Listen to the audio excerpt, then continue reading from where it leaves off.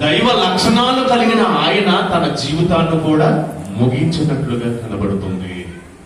ఆయన సిలువలో పలికిన మాటలలో ఆంతర్యాన్ని ఈ రోజు మనం ఆలోచించగలిగితే ఏమన్నా మనిషి జీవితంలో ముగింపు మాటలకు చాలా ప్రాముఖ్యత ఉంటుంది. అందుకే మరణములు వచ్చేటప్పుడు ఎవరైనా యాక్సిడెంట్ లో చనిపోయినా, ఎవరైనా గాయపడినా వారికి పోలీసు వారు శిక్షను విధించేటప్పుడు ఏం జరిగిందో అనేది మరణ పడకల మీద ఉన్న వారి దగ్గరికి వెళ్ళి వాంగ్మూలం అని రాసుకుంటారు. దానికి చాలా చాలా ప్రాముఖ్యత ఉంటుంది. దానిని బట్టి ఏం జరిగిందో అనేది చెప్పిన దాన్ని బట్టి ఇదిగో మరణానికి వెళ్లే ముందు ఇతను చెప్పిన మాట చాలా నిజమని తెలిసి శిక్షలు విధింపబడుతున్నాయి నేటి లా చట్టంలో. అలాంటి ఆయన పుట్టినది మొదలుకొని మరణించినంత వరకు 3.5 సంవత్సరాలు బాల్య వయసు మొదలుకొని యవన వయసు మొదలుకొని మరణ ఛాయలు వచ్చేంత వరకు ఆయన ఏం చేశారనేది ఆలోచించగలిగితే మరణపు ముళ్ళును పాపాన్ని విరవటానికి ఆకాశం అవతల దేవుని దగ్గర దేవుడుగా ఉన్న ఆయన భూమి మీద శరీరాన్ని ధరించుకొచ్చారు. మనిషి పుట్టుగా మనిషి జీవితం అనగానే మనకి ఏమీ అనిపించదండి.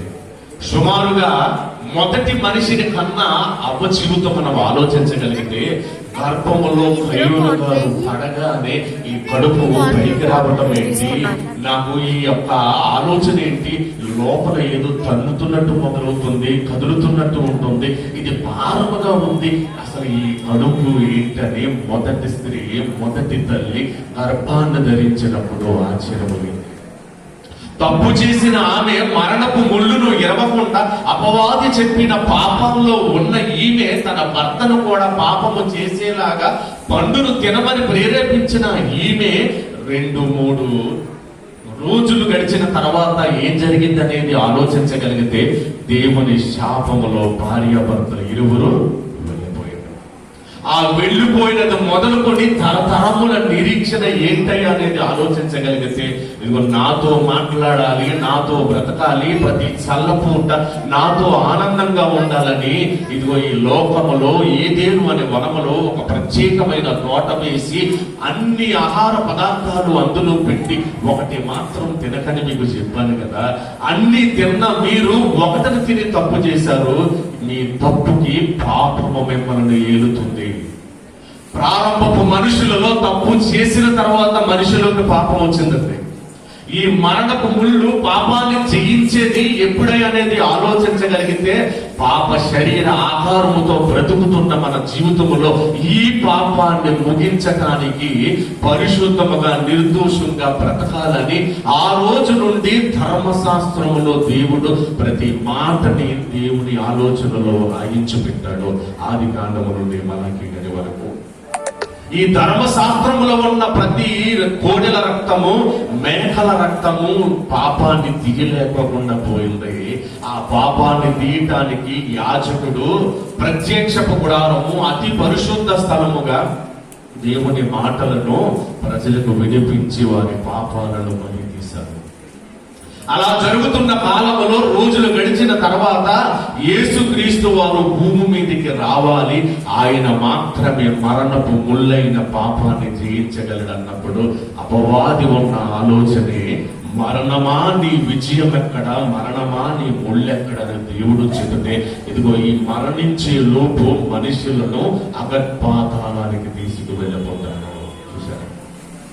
మరణాన్ని గెలిచి మహిలో నిలిచిన ఆ క్రీస్తు వారి అడుగు జాడలలో నడవవలసిన మనకి ఏమైంది చెప్పు?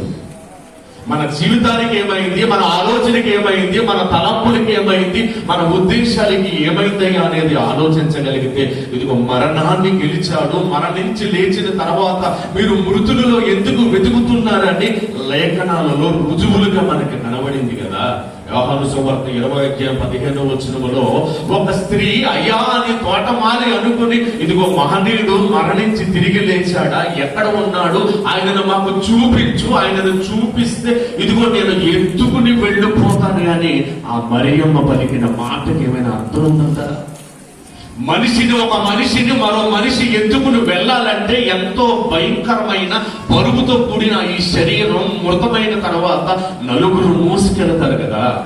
నలుగురు మోసుకెళ్ళిన ఈ దేహాన్ని ఇదిగో నాకు ఎక్కడుందో చూపించు, నేను ఎత్తుకెళ్ళిపోతానని ఆ మాట పలికిందంటే ఏంటండి ఆయన మీద ఉన్న ప్రేమ?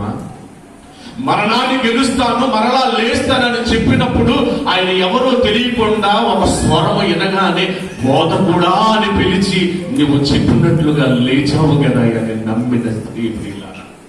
యేసుక్రీస్తు గారు లేచిన తర్వాత కనబడింది స్త్రీకి ఆయన పరిశుద్ధ దేహము సమాధిలో ఉన్నప్పుడు పూజించటానికి గంధపు ఆలోచనలతో, గంధపు చెక్కలు కలిగిన ఆ యొక్క మధురమైన వాటితోటి పూజించటానికి వెళ్ళింది కూడా స్త్రీలే ప్రియులారా. ఆ తర్వాత శిష్యులకి చెబుతున్నప్పుడు వాళ్ళు నమ్మలేక ఇది జరిగినదా లేదా అని అపనమ్మకముగా ఉండి పరుగెత్తుకున్న పేతురు గారు వెళ్ళి చూడగానే ఆశ్చర్యపోయారు.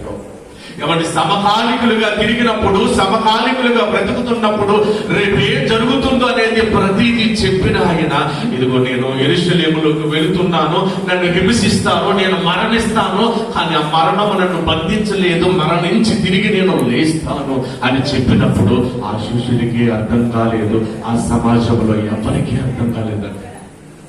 అప్పటి వరకు జరిగిన జీవితం ఏం చెబుతుందనేది మనం ఆలోచించగలిగితే, మరణము తర్వాత మనిషి లేవలేడనే భయంకరమైన నిజాన్ని